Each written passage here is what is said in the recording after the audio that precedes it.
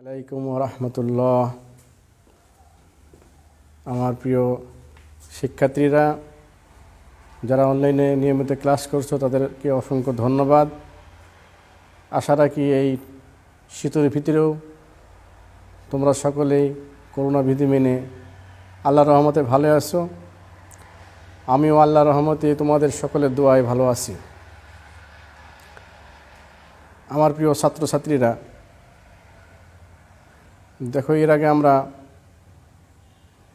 আমার উৎপাদন ব্যবস্থাপনা বিপণন যে পত্র আছে ফার্স্ট পার্ট এবং সেকেন্ড পার্ট, অর্থাৎ প্রথম পত্র দ্বিতীয় পত্র, এই দুই পত্র থেকে আমরা অনলাইনে ক্লাস নিয়েছি।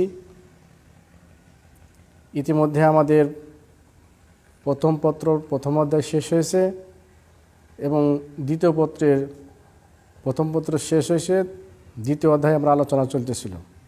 আজকে আমরা তোমাদের সাথে যে আলোচনা করব এটা হলো উৎপাদনের একটা অধ্যায়, অর্থাৎ আজকে যে অধ্যায় আমরা আলোচনা করব দ্বিতীয় অধ্যায়। আর আজকে এই দ্বিতীয় অধ্যায়তে আমরা কি কি পাবো সেটা আমরা একটু দেখে নিই। আমরা কি কি আলোচনা করব। আজকে আমরা সরাসরি আলোচনা চলে যাব।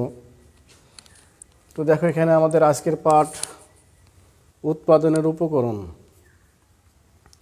এর মধ্যে আমরা আজকে যে বিষয়গুলো আলোচনা করব, একটা হলো উৎপাদনের উপকরণের ধারণা পাবো আমরা, কনসেপ্ট, অর্থাৎ concept of factors of production.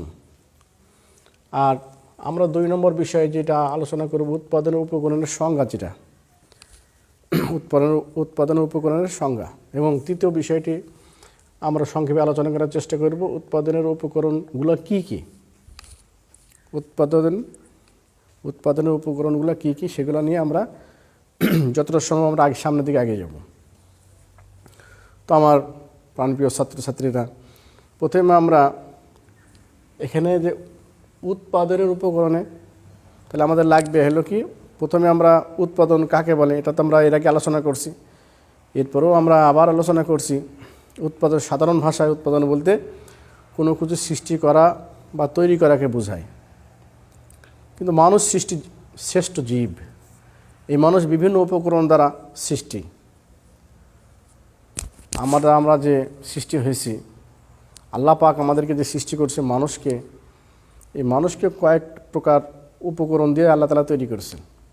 আগুন, পানি, মাটি, বায়ু, 4টে উপাদান দ্বারা মানুষকে তৈরি। এই জন্য প্রতিটা বিষয় বা প্রতিটা জিনিস, পণ্য বা সেবা, এটা তৈরি করতে হলে তার কিছু উপাদান লাগে। তো সেই সম্পর্কে আমরা আলোচনা করব। তো যে কথা আলোচনা করতেছিলাম, উৎপাদন হলো কোনো কিছু সৃষ্টি করা বা তৈরি করা। কিন্তু মানুষ কোনো কিছু সৃষ্টি করতে বা তৈরি করতে পারে না। কেবল প্রকৃত প্রদত্ত যে সম্পদগুলো আছে, এই সম্পদগুলোকে তারা তাদের মেধা শ্রম খাটিয়ে রূপান্তর, রূপগত বা স্থানগত বা সময়গত উপযোগ তারা কি করে, তৈরি করে। তাই এখানে আমরা দেখতে পারি উৎপাদন বলতে কোনো কিছু তৈরি করা বা সৃষ্টি করাকে বোঝায়। আর উৎপাদন তখনই সম্ভব হয় যখন সেখানে কতগুলো উপকরণ বা উপাদানের সমাবেশ ঘটে। প্রকৃতপক্ষে মানুষ কোনো কিছু সৃষ্টি করতে পারে না, আবার ধ্বংসও করতে পারে না, একেবারে বিলীন করতে পারে না। মানুষ কেবল তার কি করে, মানুষ কেবল প্রাকৃতিক থেকে যে পাওয়া বিভিন্ন সম্পদগুলো আছে, বস্তুর বিভিন্ন আকার আকৃতি পরিবর্তন করে তার ব্যবহার উপযোগী করে বা আকর্ষণীয় পণ্য রূপান্তর করতে পারে। মানুষ কর্তৃক এইরূপ রূপগত প্রক্রিয়াকেই উৎপাদন বলে। আমার সাধারণ ভাষায় উৎপাদন কাজে ব্যবহার করা হয় এমন যা কিছু সবই হলো উপকরণ। উপকরণ আমরা সংজ্ঞা পাবো কি, যে উৎপাদন উপকরণ আমরা সাধারণ সংজ্ঞা পাবো কি, সেটা হলো উৎপাদন কাজে ব্যবহার করা হয় এমন কিছুকেই উৎপাদনের উপকরণ বলা হয়। উৎপাদন যে কাজে ব্যবহার করা হয় এমন যা কিছু, সেগুলোকে আমরা কি বলবো, উৎপাদন উপকরণ।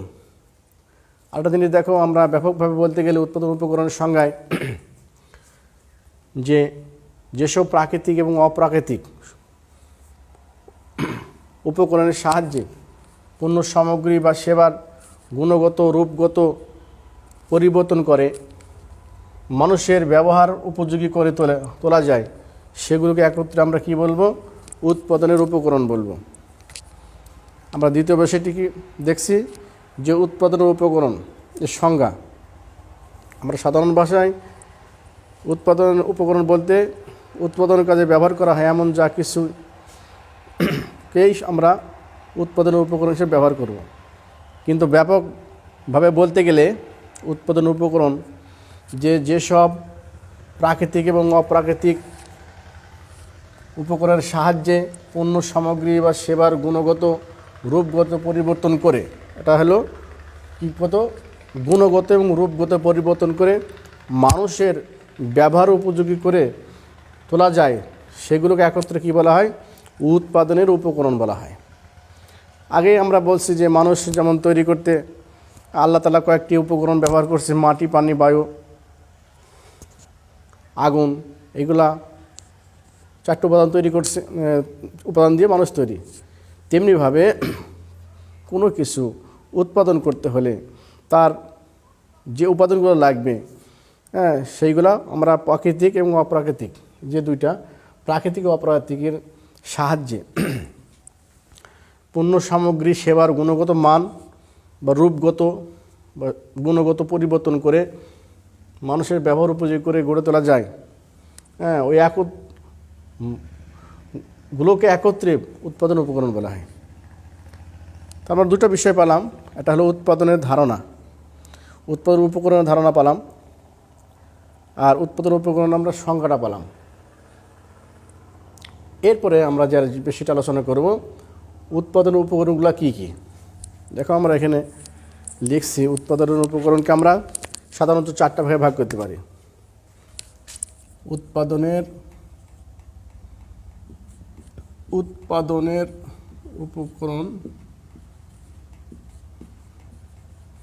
উপকরণ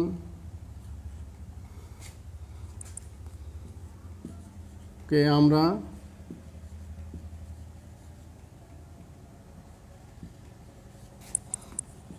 চারটা ভাগে ভাগ করতে পারি।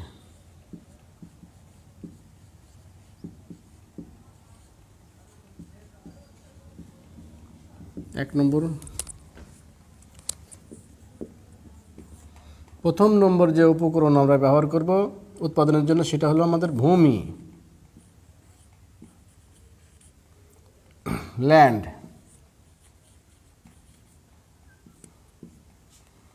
2 নম্বর শ্রম, ভূমি, শ্রম।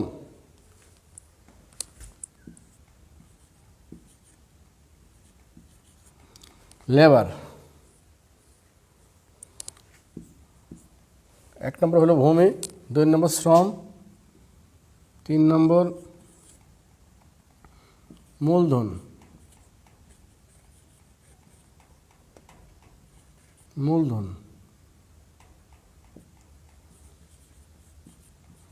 ক্যাপিটাল। ভূমি, শ্রম, মূলধন। এরপর 4 নম্বর যে বিষয়টা আমরা আলোচনা করব, সংগঠন।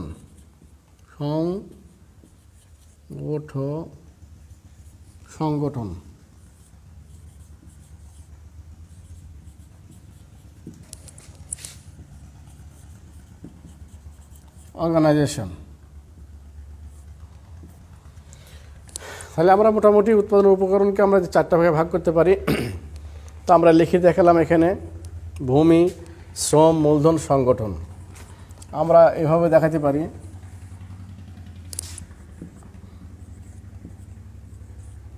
ভূমি, শ্রম,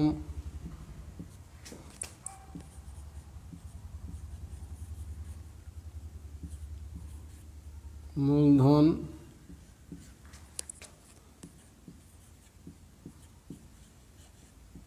সংগঠন।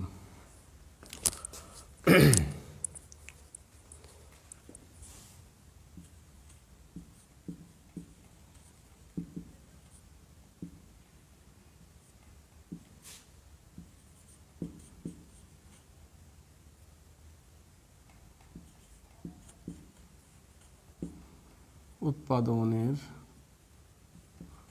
উপকরণ, ভূমি, শ্রম, মূলধন, সংগঠন, এই চারটা উপাদান সমন্বয়ে আমরা কোনো দ্রব্য, পণ্য, সেবা উৎপাদন করতে পারি।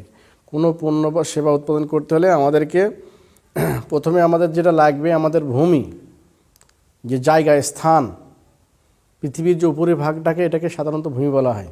ভূপ্রকৃতি, উপরিভাগের ভিতরে জলবায়ু, নদী-নালা, খাল, বিল, পাহাড়, পর্বত, সূর্যের আলো, চন্দ্রের আলো, বাতাস, এগুলো সবই ভূমির অন্তর্ভুক্ত।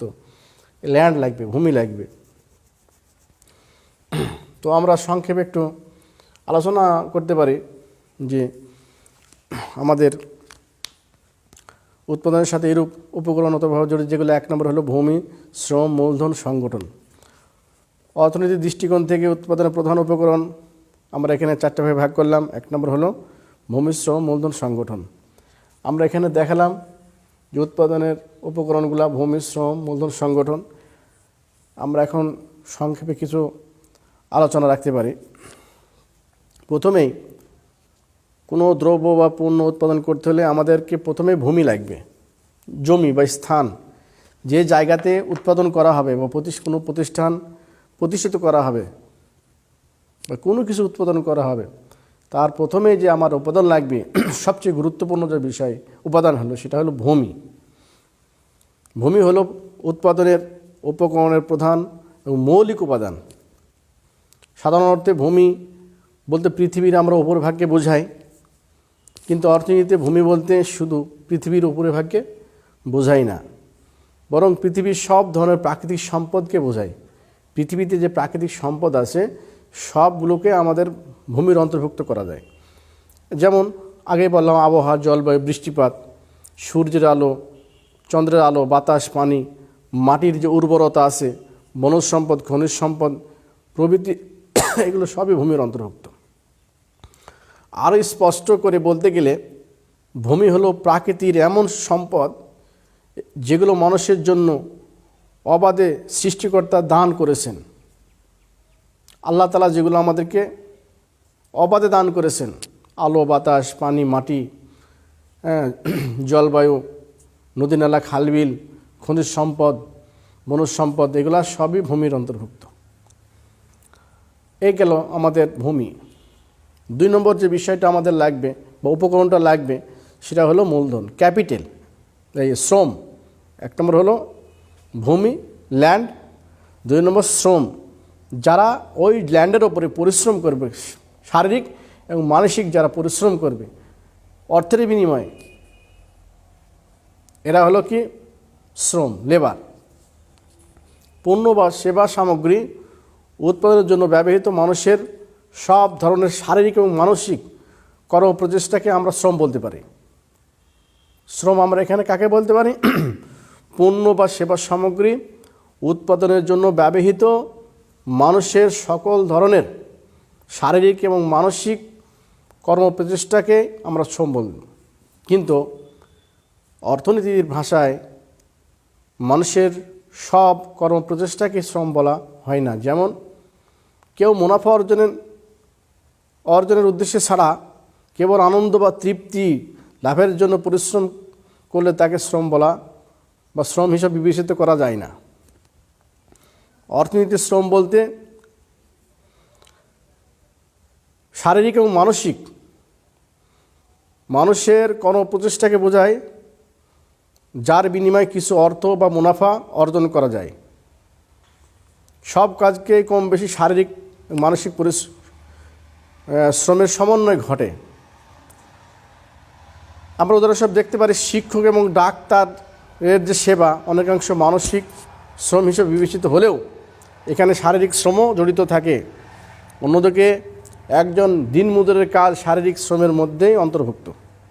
তাহলে শ্রমটা আমরা বুঝলাম যে অর্থের অবশ্যই লেনদেন বা বিনিময় থাকতে হবে, মুনাফা থাকতে হবে এবং শারীরিক মানসিক কর্মপ্রচেষ্টা। এরপরে আমাদের 3 নম্বর পয়েন্টে ক্যাপিটাল, মূলধন। কোনো প্রতিষ্ঠানকে এস্টাবলিশড হতে হলে বা কোনো উৎপাদন বা পণ্য তৈরি করতে হলে, উৎপাদন করতে হলে শুধু ভূমি আর শ্রম থাকলে হবে না, সেখানে আমার অর্থ লাগবে, মূলধন লাগবে, আমার সম্পদ লাগবে। তো এখানে মূলধন হলো উৎপাদন উপকরণের তৃতীয় যে আমাদের গুরুত্বপূর্ণ একটা বিষয়। মূলধন উৎপাদনের একটি গুরুত্বপূর্ণ উপাদান। এটি আয় সৃষ্টি করে। মূলধন আমাদেরকে আয় সৃষ্টি করে। সাধারণত মূলধন বলতে কোনো ব্যবসায় নিয়োজিত অর্থকে বোঝায়। কোনো ব্যবসায় নিয়োজিত অর্থকে আমরা মূলধন বোঝাই। কিন্তু অর্থনীতিতে উৎপাদিত দ্রব্যের যে অংশ উৎপাদন কাজে ব্যবহার করা হয়, উৎপাদিত দ্রব্যের যে অংশ উৎপাদন কাজে ব্যবহৃত হয় তাকে মূলধন বলা হয়। তাই বলা যায় ব্যবসায় নিয়োজিত অর্থ ছাড়াও বিভিন্ন যন্ত্রপাতি, কাঁচামাল প্রভৃতি উৎপাদন কাজে ব্যবহার হলে তা মূলধন হিসাবে বিবেচিত হবে। কাঁচামাল যেগুলো আমরা ব্যবহার করি কোম্পানিতে, এবং যন্ত্রাংশ, স্থায়ী অস্থায়ী যে যন্ত্রপাতি আমাদের আছে, একটা প্রতিষ্ঠান করতে গেলে যে যন্ত্রপাতিগুলো আমরা কিনতে হয় স্থায়ীভাবে, মেশিন, বিভিন্ন যন্ত্রপাতি, সেগুলোও সম্পদের বা মূলধনের অন্তর্ভুক্ত। এইগুলো আমাদের ক্যাপিটাল। এবং 4 নম্বর যে বিষয়টা আমাদের এখানে অর্গানাইজেশন, সংগঠন। এই যে আমাদের মূলধন উপকরণ আছে, একটা হলো ভূমি, শ্রম, মূলধন। এই তিনটার মধ্যে সমন্বয় সাধন করবে, তাদেরকে সংগঠিত করবে, একে অপরের সাথে মিলে রাখবে, এটা হলো আমাদের সংগঠন। উৎপাদনের চতুর্থ উপাদান হলো সংগঠন, চতুর্থ উপাদান। এর মাধ্যমে অন্যান্য যে 3টি উপাদানকে একত্রিত করা হয়। অন্য 3টি উপাদান হলো ভূমি, শ্রম, মূলধনকে একত্রিত করা হয় সংগঠনের মাধ্যমে। উৎপাদনের প্রয়োজনীয় উপকরণসমূহ একত্র করে সকলের সহযোগিতার ভিত্তিতে উৎপাদন কাজ পরিচালনা করাকে সংগঠন বলা হয়। আমরা সংগঠন বলতে এখানে কী বোঝাই? উৎপাদনের প্রয়োজনীয় উপকরণসমূহ একত্র করে সকলের সহযোগিতার ভিত্তিতে ভিত্তিতে উৎপাদন কাজ পরিচালনা করাকে সংগঠন বলা হয়। অর্থাৎ সবগুলোর একটা সমন্বয় সাধন করবে। সংগঠনের কাজ হলো সকলকে সংগঠিত করা, একত্রিত করা, তার মধ্যে সমন্বয় সাধন করা। সব উপাদান যথাযথ ব্যবহারের মাধ্যমে পণ্য উৎপাদন করার উদ্দেশ্য নিয়েই সংগঠনের কাজ করে থাকে। আগে সংগঠনকে তেমন গুরুত্ব না দেওয়া হলেও বর্তমানে এটি একটি উৎপাদনের একটি গুরুত্বপূর্ণ উপাদান হিসাবে বিবেচিত। উৎপাদনের মাত্রা বাড়ানোর ফলে সংগঠনের গুরুত্ব ইতিমধ্যে সবার কাছেই অনুধাবিত হয়েছে। কেননা সংগঠন ছাড়া কোনোভাবে উৎপাদনের কাজের পরিচালনা এবং নিয়ন্ত্রণ করা সম্ভব নয়। কোনো কিছু নিয়ন্ত্রণ করতে হলে বিক্রয় সেকশন, ক্রয় সেকশন, পরিবহন সেকশন, স্টাফ সেকশন যে আছে, এগুলোকে নিয়ন্ত্রণ করতে হলে আমার অবশ্যই সংগঠন লাগবে। সংগঠন ছাড়া সকলের মধ্যে সমন্বয় সাধন করতে পারবে না এবং সকলের মধ্যে নিয়ন্ত্রণ করাও সম্ভব হবে না। তা আমরা এখানে বলতে পারি যে উৎপাদন উপকরণের যে 4টা বৈশিষ্ট্য আছে, ভূমি, শ্রম, মূলধন, সংগঠন, এইগুলা খুবই গুরুত্বপূর্ণ এবং খুবই এসেনশিয়াল, একে অপরের সাথে জড়িত। আমার প্রিয় ছাত্রছাত্রীরা, দেখো আজকে আমরা যে ক্লাস নিলাম, উৎপাদন উপকরণ ধারণা পেলাম, উৎপাদন উপকরণের সংজ্ঞা পেলাম, আর উৎপাদন উপকরণগুলো কী কী আমরা সংক্ষেপে আলোচনা করলাম। আবারও যারা আমার প্রিয় ছাত্রছাত্রীরা, যারা তোমরা ক্লাস নিয়মিত দেখছো আমাদের ক্লাসগুলো, তাদের সকলকে ধন্যবাদ জানিয়ে তোমাদের সুস্বাস্থ্য কামনা করে আমি আজকের ক্লাস এখানে শেষ করছি। আল্লাহ হাফেজ।